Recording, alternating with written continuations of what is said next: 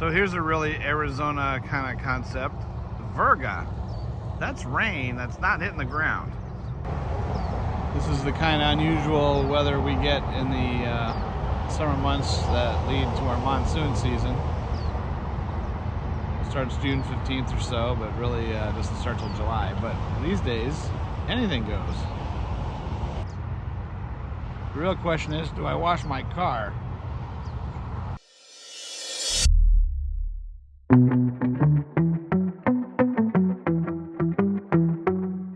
Now we go on to weathering. Now I'm going to still do a few details along the way. I still have to glue on a few of these boxes.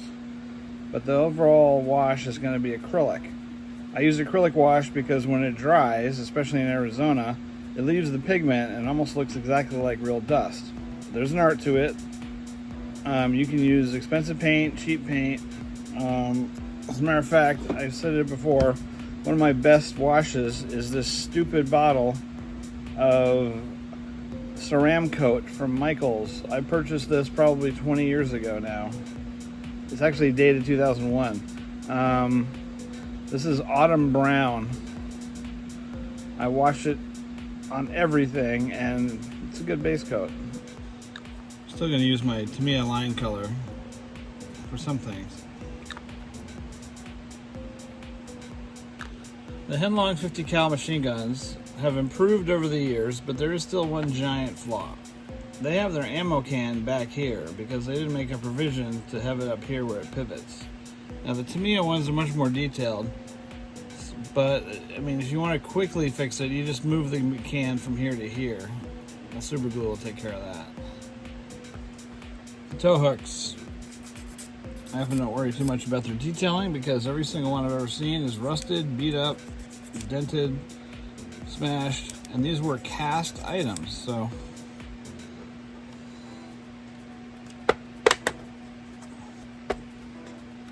this crew figure is often the bone of contention amongst many Tamiya purists because it's a direct copy of the Tamiya figure. I'm going to do some changes to put him in the hatch here. First of all, I take off his arm because I'm going to move it. When he fits in here, he sits up a little proud, so I'm actually going to cut him down until his arm hits there.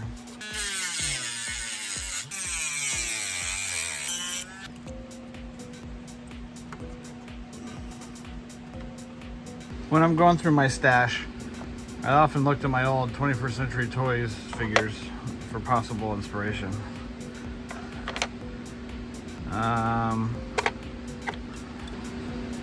We got a guy with binoculars, we got with a map.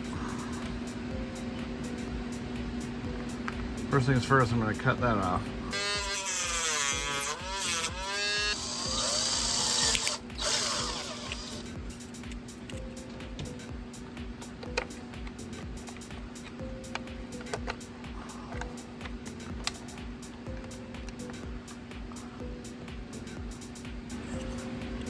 What do we go with? Action Man.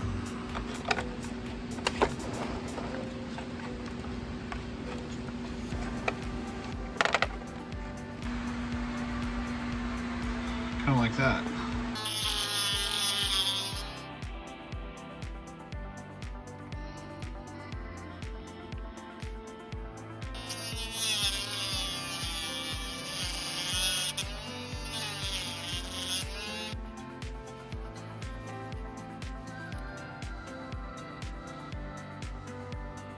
Engine decks are a particular area that attract grime of every sort, every flavor.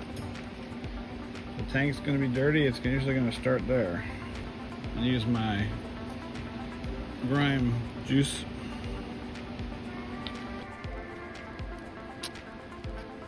The pigment in the paneling center is actually really good for a rusty surface.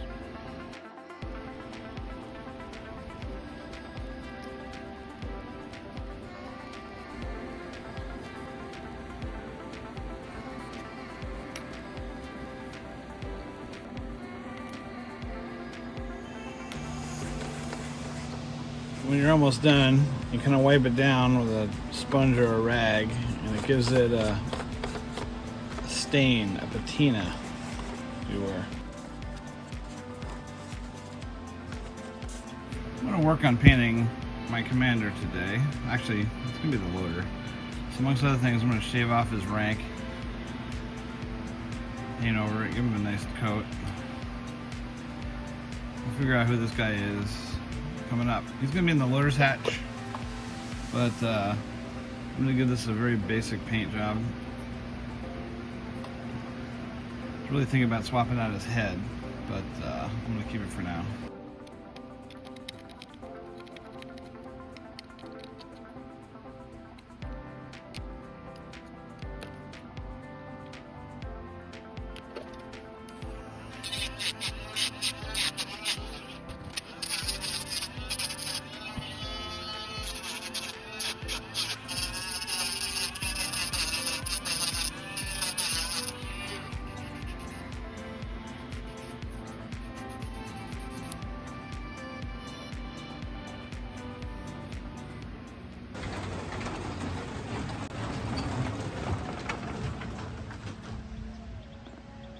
Alright, we're going to do some painting on this guy. Now, one of the things I've been working on lately is the shadows caused by natural light. And when you look at a guy like this out in the broad daylight, you'll see there are shadows. One of the tips I've seen some crazy figure painters do is they actually try to paint it with the shadow and light. I'm going to use a dark base coat. This is Trucolor's Boxcar Brown. I love it. It's a nice brown. And the trick is you kind of paint them upside down.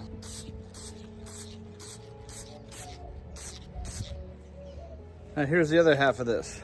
You take the white, using some Tamiya Insignia white right now, because it's what it was handy, and you paint it from above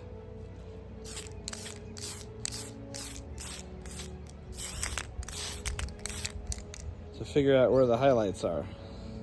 That's kind of appreciating in its own way. Back under my lamp, so you can see how it sort of gives you the rough idea of how the shadows need to be.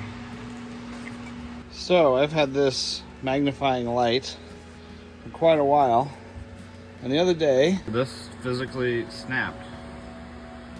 It basically makes this thing useless. Let's see what I can do to fix the whole lamp situation.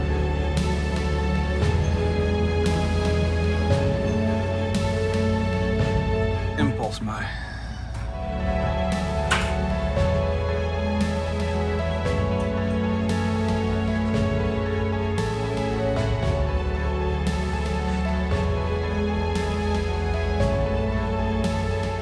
Eureka.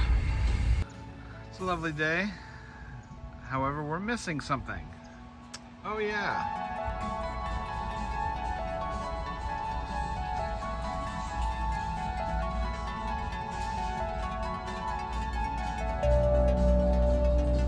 Korean War uniforms were a little darker. To use a dark base coat, I'm going to use this Russian green that I have. It's kind of like a field gray, a little greener.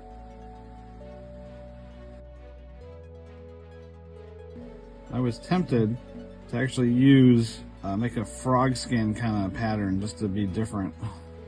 But I've done a lot of research and there weren't many, I haven't seen a lot of jackets in the frog skin. I've seen raincoats, I've seen the irregular uniforms, you know, the field jacket per se, but never the winter overcoat.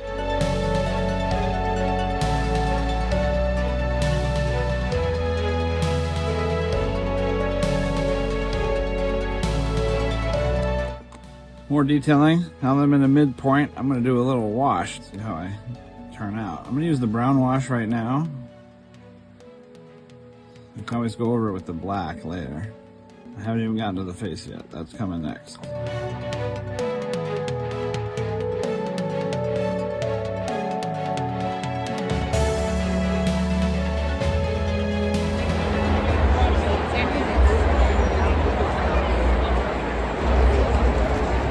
Sorry, DAK. Won't be able to work on stuff tonight. I'm a little busy. Hello.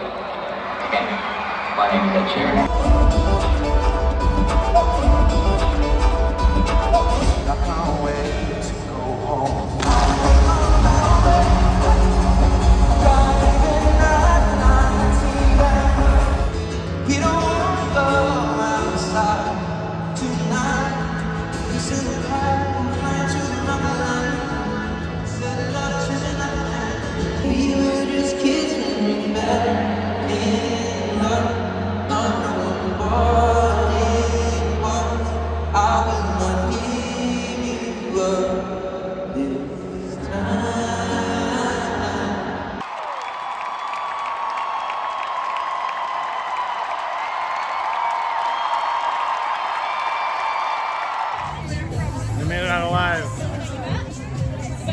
warnies were on the side of the building with no label. Building that had a logo that I found. Oh. The next phase of detailing will be using pigments. I have a few, I don't use them that much. I have a few colors. It's a light earth. This is a dark earth. This is CMK's old stuff. Now this is the ironic one. Kind of like my bottle of brown acrylic paint. This is a Tank Rats Dusty Buff. I've had this from the very beginning.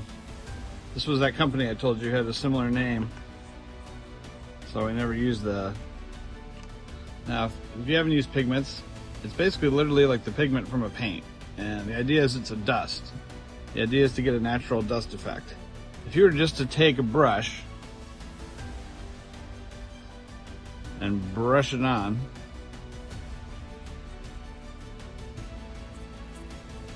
it's like a chalk and it sits on the surface. So one of the other methods of using it, I mean, you can do it this way and it leaves a nice dust look, similar to dry brushing.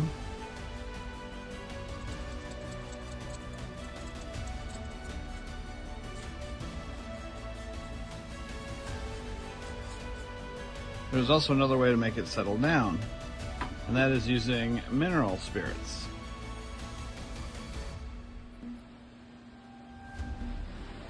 As you see, I apply it with the mineral spirit, and it will lighten when it dries, so you have to be conscious of that. You kind of have to pat. If you're making mud, you got to pat it. Mostly surfaces that have walking on them.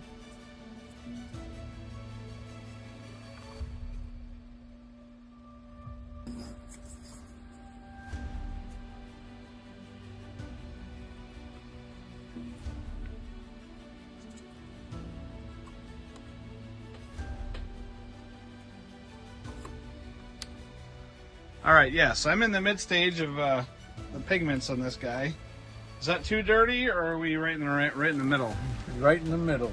Looks perfect. Yeah, this It's is going to be right camouflage color to blend in more. well, yeah, that's mid stage. I'm doing more mineral spirits and letting them kind of work their way down. It may be a little less muddy, but you know, I like how it's supposed to be totally dirty and gooey and yucky, because most of the stuff I've seen winter in Korea, that's what it ended up looking like. Mm-hmm. Anyway. Winter? Yeah, this is like this is right after Incheon, you know, late 1950. This is when these guys were being used. Anyway, Like it. middle of the road. Back on the figure for a moment. Some of my washes have come through. Now I'm starting the face by just doing a couple of dots of a really light color on the high points. Now, this is something I've learned lately. It's kind of like the guy from Saw, but when I put another next coat on, you'll understand. It's a layering thing.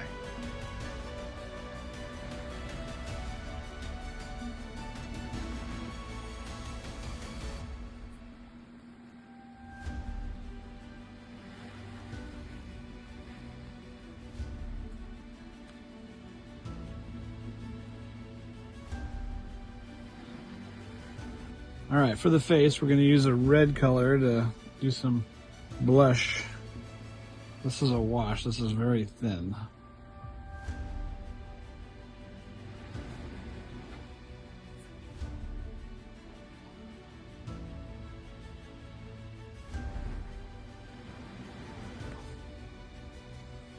We were talking about these briefly the other day. Let me get started again. These are Archer dry transfers. They're kind of unobtainium these days. There's a limited supply. The company went out of business for a while, but actually came back. The subject was apparently something involved in the process of making these. Either the backing paper or the glue became unavailable from their sources because nobody really did dry transfers anymore. Most people did pad printing or some other kind of silk screening. So Archer went away, but they were back in a limited fashion. But this is an example of one of their old sets that were just awesome. I mean, these are just stars for Shermans.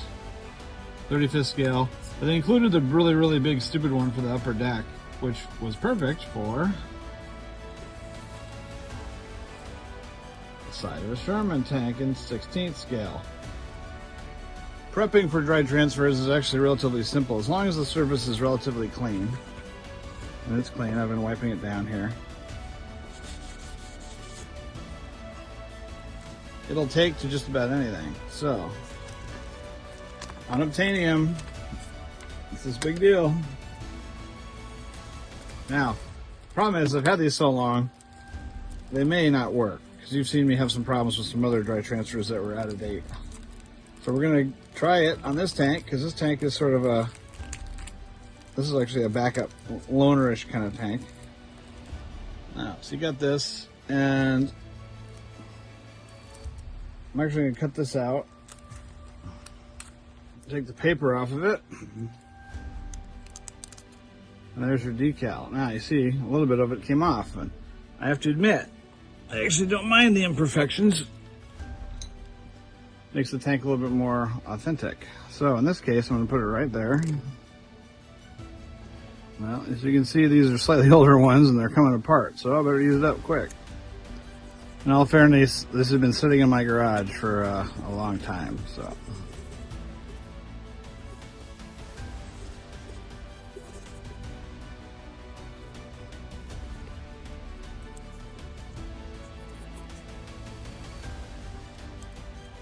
Wow. Okay, that's awful. But that's what happens when these things get old. I'm gonna try this again on the other side. These decals are really dried out, really old. It's alright, I'm going for a beat up look on this vehicle anyway. But you can tell it's because the edges were very dry.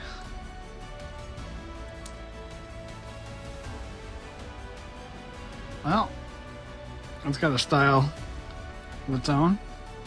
Something else you can try to fix it. I use these Sharpie paint pens. Sometimes you can use them to fill in little parts of that.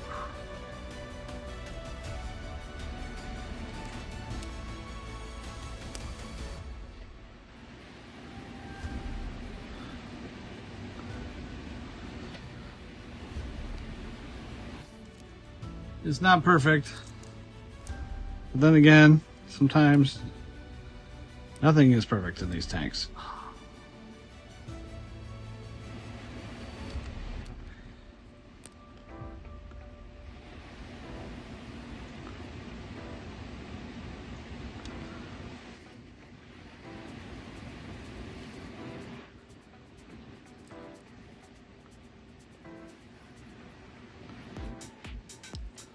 Anyway, it's rough, it's tumble, but I wouldn't be calling this tank scraps if I didn't have to make a few corner cuts.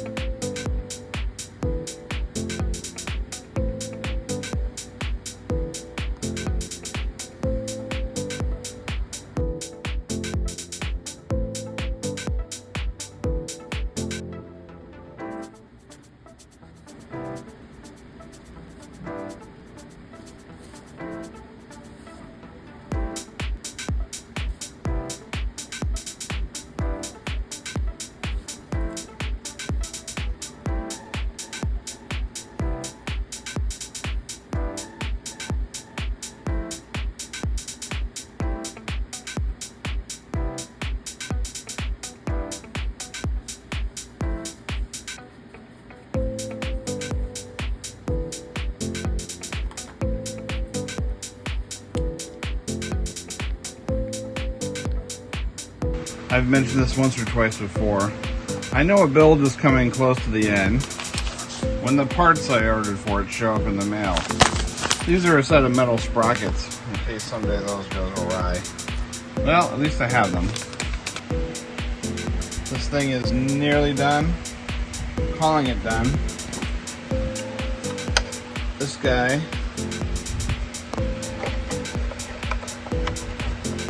pretty good to me. Sometimes my videos get delayed, unfortunately, by the fact that I have to be up at 2 in the morning to go to work. America.